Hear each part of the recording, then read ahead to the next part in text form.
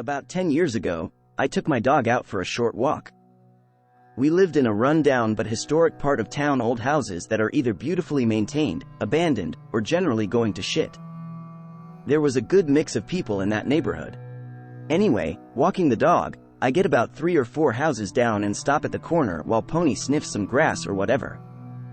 I turn around and suddenly there is a man standing way too close to me. No idea where he came from. I'm usually very aware of my surroundings, and Pony hated strange men. I stumbled a few steps back. I immediately had this absolute bone-chilling sick feeling. He asked me, "Is that a pit bull?" And I replied, "Yes." Then he said, "Oh, she'll protect you."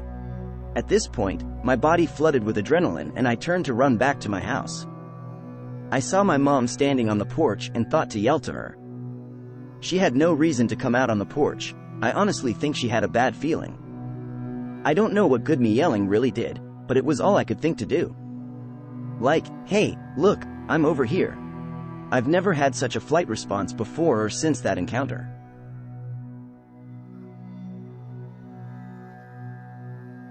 When I was 16, my parents went out of town for a weekend. It was actually pretty sweet because I got to be king of the castle for the weekend. So I get home that Friday night and just dick around, internet, video games, etc., and start watching TV around dusk.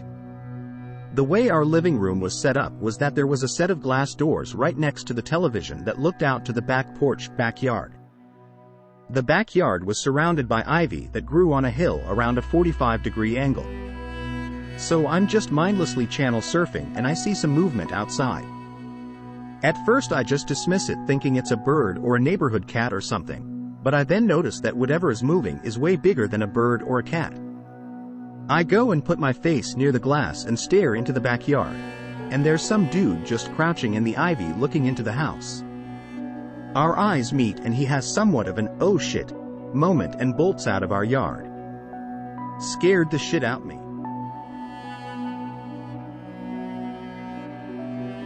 I was on a 15-hour bus trip from the Yucatan to Chiapas in Mexico with my family.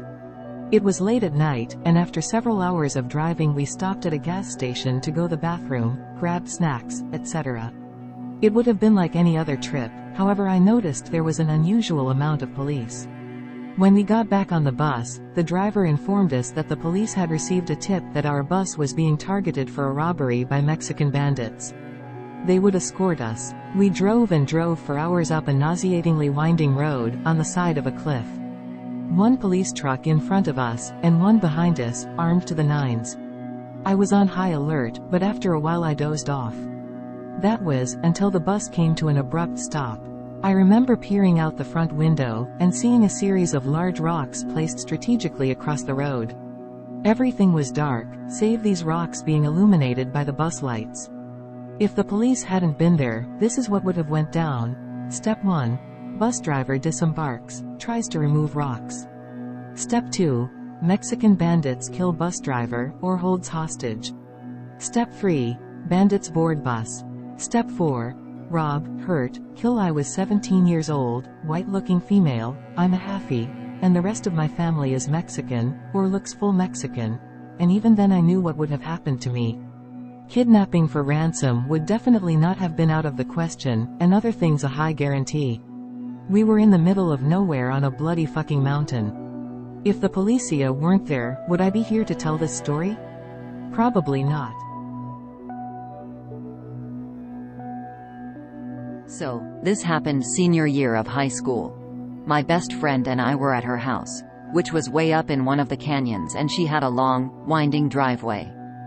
We had been there all day and her mom had gone out and she and I were supposed to go meet a couple friends in Hollywood that night. Anyways, we had been goofing around all day and watching scary movies at whatnot, and we started to get ready. Her bathroom had one of those her double sink deals, so she was near one and I was at the other. All of a sudden I got the creepiest feeling. Like, all of the hair on my arms stood up and I had this sudden feeling of panic. To this day it is the most terrified I have ever been. I was putting on eyeliner when it happened and I caught her eye in the mirror and said, "We need to leave. Right now." I thought she would be like, "What? You're being ridiculous," or what have you, but instead she said, "I know. My blood ran cold when she said it. We left so quickly that we just grabbed what was in front of us. We booked it out of her house and down the driveway, which we weren't supposed to be on. Her mom had just had it repaved, and her car was parked down on the street. We rounded the curve in the driveway and there was an SUV parked dead center in the middle of the street without its lights on. Suddenly, the lights turned on full blast, the SUV blared its horn and took off. We scrambled the rest of the way down, totally ruining the new paving, and were getting into her car and calling the police when her mom pulled up right behind us. To this day, I do not know if it was a robber or what, but the fact that she and I both got the sense of dread at the exact same time creeps me out to no end.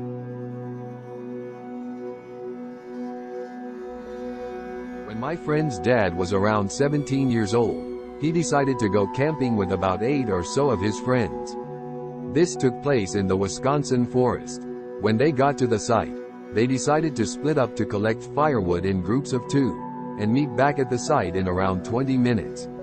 One group wasn't back right away, and since they were a couple, they just assumed they were fornicating in some bushes, and cracked a couple jokes about it.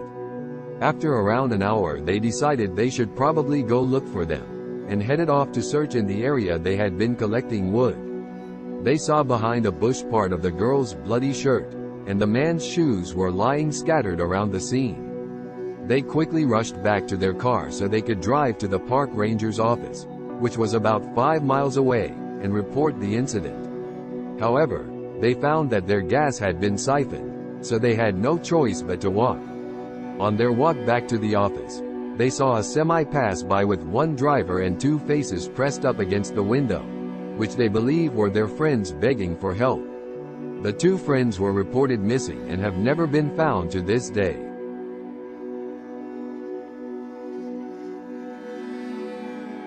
I used to take care of a developmentally disabled man in a community protection program. He had to be kept away from people because of his sudden violent outbursts. His parents were rich and bought an old farmhouse on 10 acres or so about 4 miles out of town, so that he could be away from the public and not forced into a psych ward. For 4 years I worked there on a 56-hour shift, come in on Sunday evening and leave Wednesday afternoon. There were 2 of us on these shifts and we were both supposed to be there the entire 56 hours, but because we were the most senior trainers on staff, we'd take turns going home on 1-2 of the nights. After 3 years of being in that house I had become comfortable with it, despite it being so isolated and overall kind of creepy. I would always stay up and watch TV until around midnight. My client was always locked in his room around 8 p.m.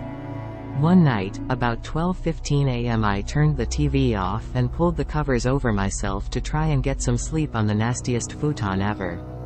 There was one window in the staff room, and it faced the back of the property, and was about 6 feet off the ground. I had just started drifting to sleep when I heard the most blood-curdling woman's scream from right outside the window. I popped up so fast that I nearly lost consciousness and had to steady myself in the doorway while the scream continued and then faded away. I grabbed a flashlight from the laundry room and threw open the back door, illuminating the area outside the window, and there was nothing. I ran along the perimeter of the house and saw nothing. I watched the sun come up the next morning, desperately glued to the TV, trying to distract myself from what had happened. All of the people I worked with were much older than me, and there was no good reason to play a prank like that in the middle of January in Eastern Oregon. I'm sure there's an explanation, but it bothers me to this day.